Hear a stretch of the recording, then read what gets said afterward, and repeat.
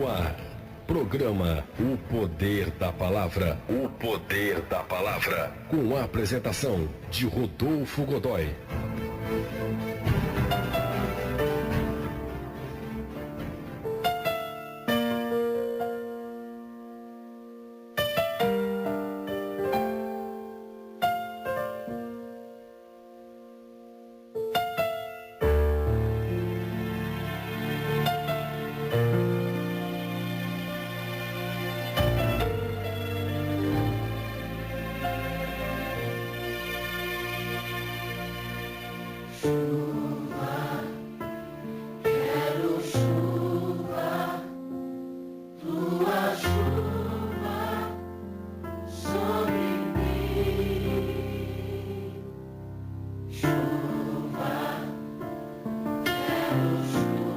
A carta aos Romanos, no capítulo 7, versículo 2 e 3, traz o seguinte assunto. Porque a mulher está sujeita ao marido enquanto o marido viver. Ela está ligada pela lei, mas morto o marido, ela está livre da lei. De sorte que, vivendo o marido, ela será chamada adúltera se for de outro marido. Mas morto o marido, livre está da lei. E assim não será adúltera se for do outro marido. Romanos capítulo 7, versos 2 e 3.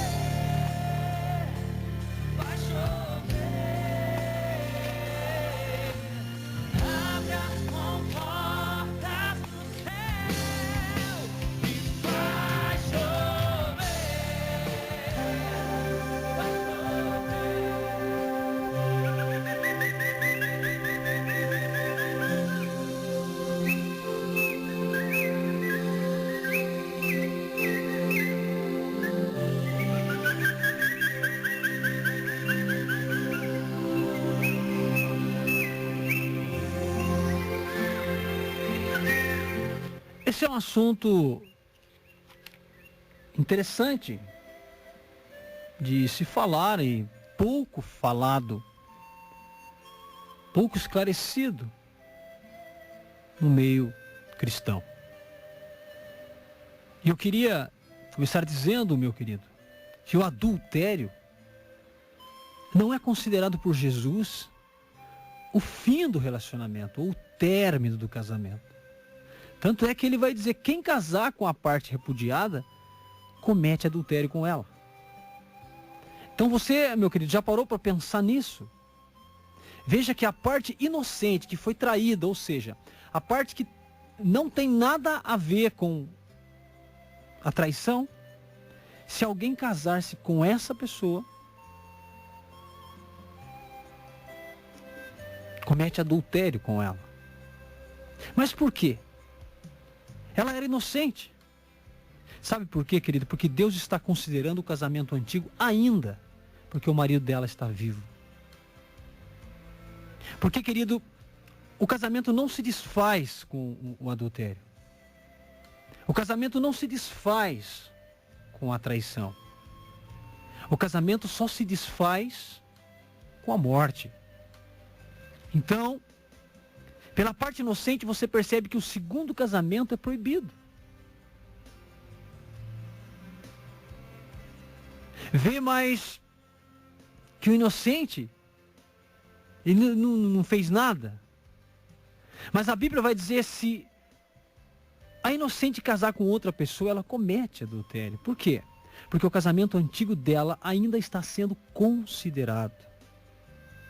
Tanto a que repudiou quanto a que foi repudiada, se casarem, comete adultério. E é o que nós lemos em Romanos, capítulo 7, versículos 2 e 3. Diz, se a mulher está sujeita ao marido, porque a mulher está sujeita ao marido enquanto o marido viver. A mulher está sujeita ao marido enquanto o marido viver. Ela está ligada pela lei, mas morto o marido, ela está livre da lei do marido. Versículo 3, de sorte que vivendo o marido, ela será chamada adúltera se for de outro marido. Mas morto o marido, livre está da lei. E assim não será adúltera se for de outro marido. Então aqui fica bem claro que a mulher casada ou o homem casado, isto é, está ligado ao marido enquanto o marido viver. Separando, adulterando ou não. Se a mulher separar e casar com outro, estando vivo o marido, comete adultério. Porque está ligado ao marido pela lei. Que lei? A lei de Gênesis capítulo 2, versículo 24. Uma só carne. Então a união mística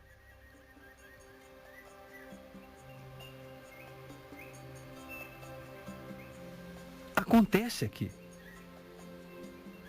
É uma união transcendental, até espiritual, é mística. De sorte que se o marido dela morrer, ela pode se casar com outro. E não será chamada de adúltera. Pois a lei foi quebrada com a morte do marido. Mas vivendo o marido, e ela separou por qualquer motivo, então, nesse caso, se casar-se com outro, ou se o outro casar com outra, será chamado de adúltera. Porque está ligada com o marido ainda enquanto ele viver. 1 Coríntios vai falar a mesma coisa no capítulo 7, versículo 39. A mulher casada está ligada pela lei o tempo todo, enquanto o marido vive. Mas se falecer seu marido, fica livre para casar com quem quiser, contanto que seja no Senhor. Então veja, quando é que o segundo casamento é permitido para o crente? Somente no caso de viuvez. Porque o casamento místico, uno, só pode ser dissolvido com a morte de um dos cônjuges. Se os cônjuges estiverem vivos e não estiverem casados, um com o outro, e se casarem com uma outra pessoa, estão em adultério. Porque Deus sempre vai contar o primeiro casamento. E ainda dá um conselho para a viúva ou para o viúvo.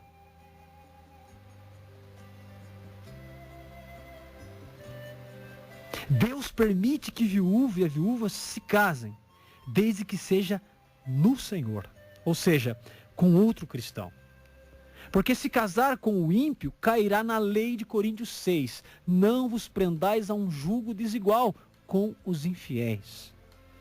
Então, queridos, percebemos que essa confusão que estão fazendo aí em algumas igrejas, alguns teólogos, em alguns estudos,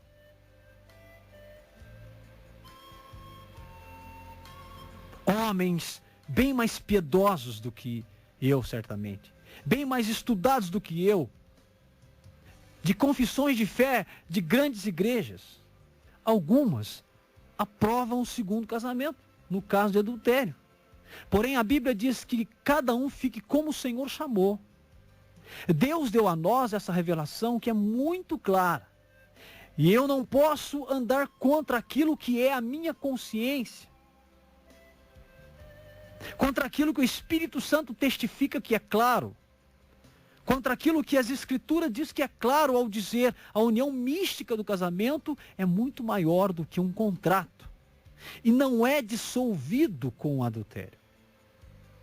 Se você notar lá em Efésios capítulo 5, vai dizer, eis que digo um mistério de Cristo e a igreja.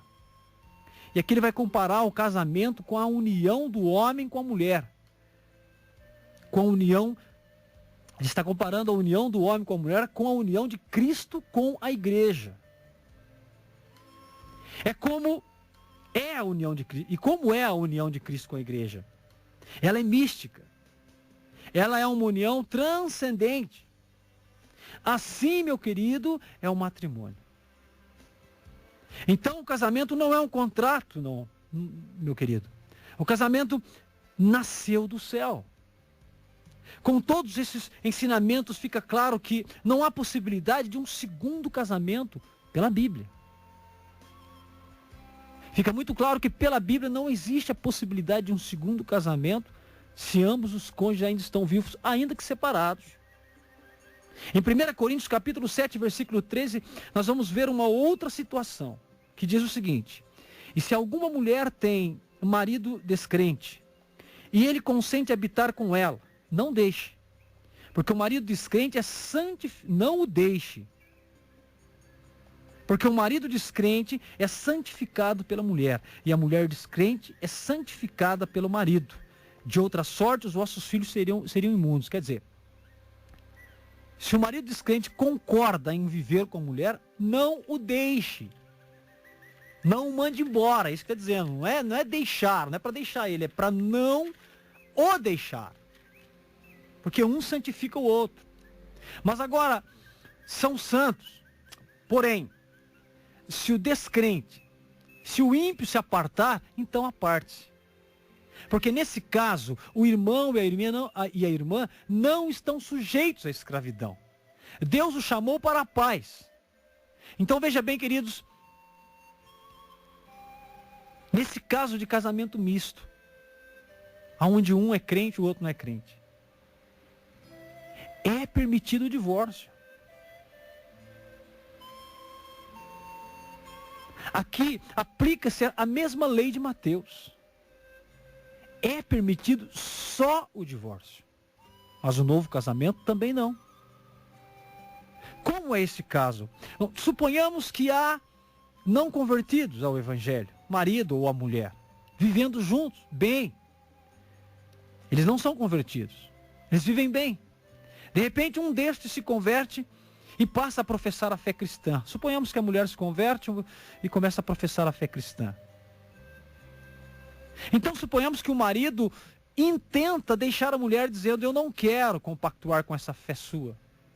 Então a Bíblia vai dizer: é permitido a mulher deixar o marido, mas não se casar de novo. Como diz aqui, vamos interpretar o texto. Se o descrente se apartar, aparte-se, porque nesse caso o irmão ou a irmã não está sujeito à servidão. O que vem a ser essa servidão? A parte convertida não está sujeita a lutar para ficar casada com o não convertido. A parte não convertida pode deixar ele ir. Não está sujeito à servidão. Ou seja, será que eu vou estar em pecado se ele me deixar? Vou ter que lutar por ele? Não precisa. Mas pode, por opção você pode lutar para a conversão da parte que não é convertida. Porém, não está sujeito a isso. Pois a parte convertida é responsável por deixar. E depois vai dizer: Deus nos chamou para a paz. Então aqui está dizendo, meu querido, do conflito entre os dois. Deus não nos chamou para a guerra. Deus não chamou vocês para guerrearem um com o outro. Ele não chamou para haver conflitos. Deixe ele ir ou deixe ela ir, fica em paz. Porém, a mesma lei de Gênesis 2:24, agora com a sua conversão, foi concebida por você. Também é um com essa pessoa, apesar de não se converter. Se tornou um com a união. Porque lá no dia do casamento, você vai ver em Malaquias capítulo 2, vai dizer o quê? O Senhor foi testemunha de ambos, e ambos se tornaram um quando se casaram. Então quando você se converteu, veio a consciência da união mística indissolúvel, ok? Agora você se converteu, você sabe que o seu casamento, ele é indissolúvel. Apesar de que vocês casaram antes de se converterem. Mas agora com a sua conversão, veio às claras que Deus testemunhou esta união. Mas ele quer se separar? Pode. Porém, ele está ligado a você perante a lei. Então Deus não permite também o segundo casamento de casais mistos. Se um homem convertido é casado com uma não convertida e ela quer se separar, pode. Porém, ele não pode casar-se com outra pessoa enquanto a parte não convertida estiver viva. A mesma coisa para a mulher. O marido não convertido que quer separar, então ela pode deixar ir. Não precisa conviver com ele, mas não pode casar-se novamente porque está ligada misticamente com ele. Porque esta união em uma só carne. Está unido. Houve uma união em uma só carne. Então, somente com a morte do cônjuge. Então, todas essas passagens, Deus está mostrando que Ele não permite, em hipótese alguma, Ele não permite, em hipótese alguma, o segundo casamento. Por exemplo, vamos ver lá em Lucas 16, 18. Diz assim: qualquer que deixa sua mulher e casa-se com outra, adultera. E aquele que casa com a repudiada pelo marido, também adultera. Veja bem, ele está explicando duas coisas aqui. Primeiro, qualquer que deixa sua mulher e casa-se com outra, adultera. Então, está dizendo, quando todo casamento após o divórcio, quando há outro casamento após o divórcio, é adultério. Então, aqui em Lucas 16, 18, está muito autêntico na parte A. Qualquer que largar da mulher e casar com outra, adultera. A segunda parte, ele vai falar que a parte inocente também adultera. Aquele que casa com a repudiada pelo marido, adultera também. Então, na parte 2, ele está dizendo que a parte inocente, se casar novamente, ainda que o cônjuge separado, mas estando vivo, adultera. Então, queridos, o que eu explico aqui, veja, que tragédia que é o divórcio. Que perda que é o divórcio. Nós vamos trazer agora a passagem de Marcos capítulo 10, versículo 11 e 12. Jesus disse: qualquer que casar e deixar a sua mulher e casar-se com outra, comete adultério. Veja a mesma coisa da parte A de Lucas. Agora na parte B, vai acrescentar algo, preste atenção na parte B. E se a mulher deixar o seu marido e casar-se com outro, adultera. Então, aqui ele está dizendo a situação dos dois sexos. Primeiro que a Bíblia toda sempre fala que o homem que repudia, mas aqui está dizendo tanto o homem quanto a mulher, se repudiar e casar, comete adultério. Então muitas pessoas acham que o adultério é só quando o homem deixa a mulher. Mas o que estamos vendo aqui é que se também a mulher deixar o homem e casar com o outro, adultera. Agora vamos voltar lá para Mateus capítulo 19. Porque talvez ainda fique aquela duvidazinha. Então vamos trazer clareza nessa passagem. Mateus 19, verso 9, vamos lá. Diz assim: eu vos digo, porém, que qualquer que repudiar sua mulher, não sendo por causa de prostituição, veja, esta é a passagem polêmica. Qualquer que repudiar a sua mulher, não sendo por causa de prostituição e casar com outra, comete adultério.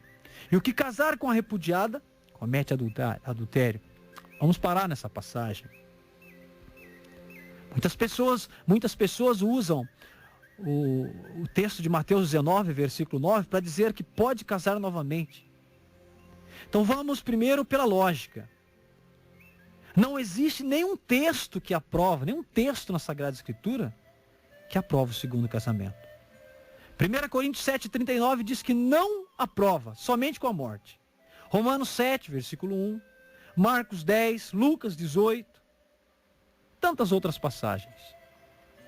Por que então que um versículo vai contrariar toda a Bíblia? Por que será? Por que será que um versículo vai contrariar toda a Bíblia no que diz respeito a esse assunto? Gênesis 2,24 diz que é indissolúvel. Efésios também vai dizer que é indissolúvel. Será que Jesus ia contrariar toda a Bíblia para apoiar o segundo casamento? Então todos que casam pela segunda vez dentro da igreja, quando são traídos, encontram refúgio nesse versículo, por causa da excessa. A não ser por adultério, por causa dessa exceção, a não ser por adultério. E casar com outro. Só que aqui, queridos, podemos ir mais além. Porque o texto iria contrariar, então, todos os outros. Então, nesse caso, nós temos que fazer a exegese. Nós buscar um pouquinho lá nos originais gregos. Você notou que esta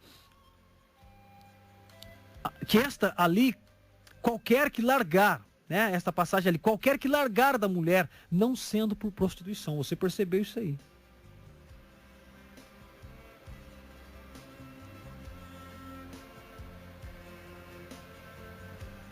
Por que não está ali? Qualquer que largar sua mulher, não sendo por adultério.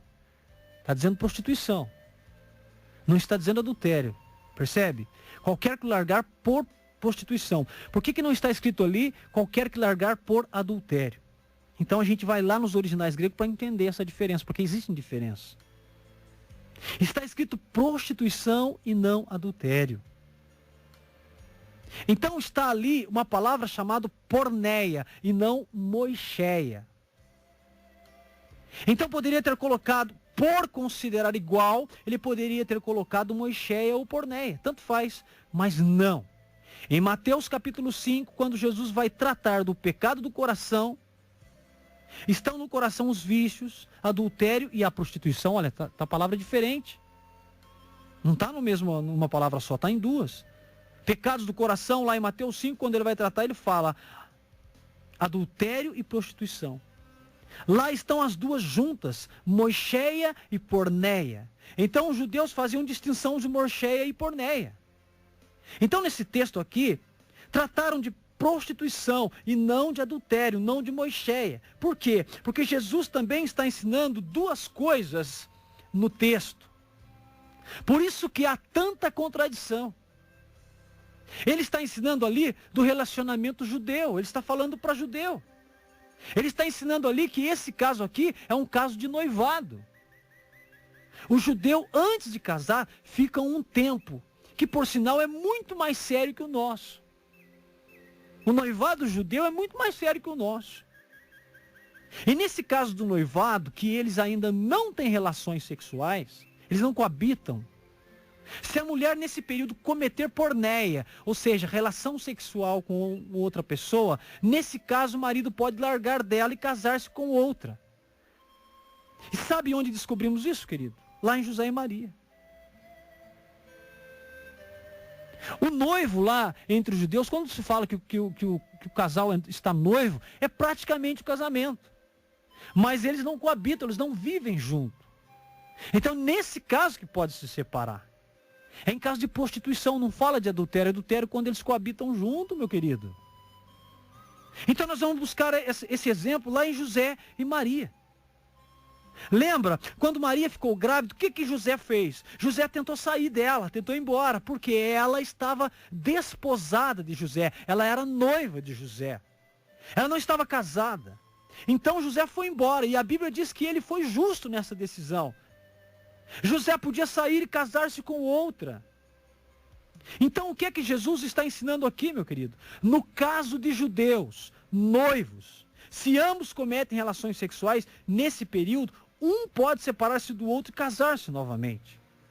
Por quê? Porque o casamento ainda não está oficializado.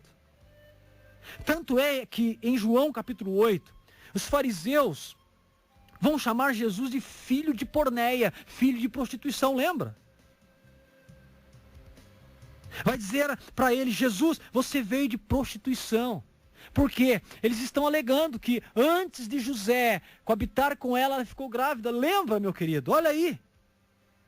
Você é filho de porneia. Você é filho de prostituição.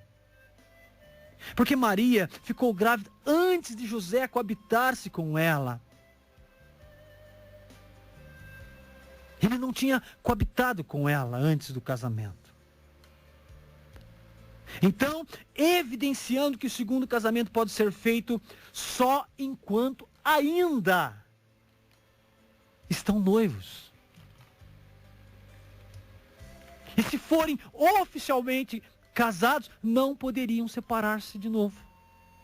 É exatamente isso que Mateus 19, versículo 9, está nos ensinando. Queridos, nem seria necessário explicar todas essas coisas. Mas por que fazemos? Porque é necessário essa explicação detalhada que não se ouve mais nas igrejas. Eu volto naquela palavra onde Jesus vai dizer, por causa da dureza do vosso coração. Porque toda a Bíblia é contra o segundo casamento. Justamente por causa da união mística lá de Gênesis capítulo 2, versículo 24, uma só carne. Mas esta exceção para os carnais, ela é perfeita. Querido, vamos entender uma coisa. Vivemos a época da graça. Eu sei que é difícil tratar desses assuntos porque a igreja se tornou carnal demais, racional demais. E estão querendo lidar com situações, com essas questões espirituais, como a sociedade tem lidado. Então a porção de você que é estar só no Senhor. A sua porção é só o Senhor. A nossa herança e como a descendência levítica, a tribo de Levi, a porção deles era o Senhor. Aquilo que nos completa, que nos preenche mais para o matrimônio ser algo lindo, não é a esposa, nem o marido, e sim a pessoa de Jesus Cristo. É o Espírito Santo de Deus vivo. Então, o que podemos dizer para a pessoa que está em crise? Se você está passando pelo divórcio, meu querido, qual a solução para a infidelidade conjugal? Não é o divórcio, meu querido, mas é o perdão. É a reconciliação. Nós tratamos só do divórcio, do segundo casamento, mas há em nós uma graça maravilhosa para resolver isso.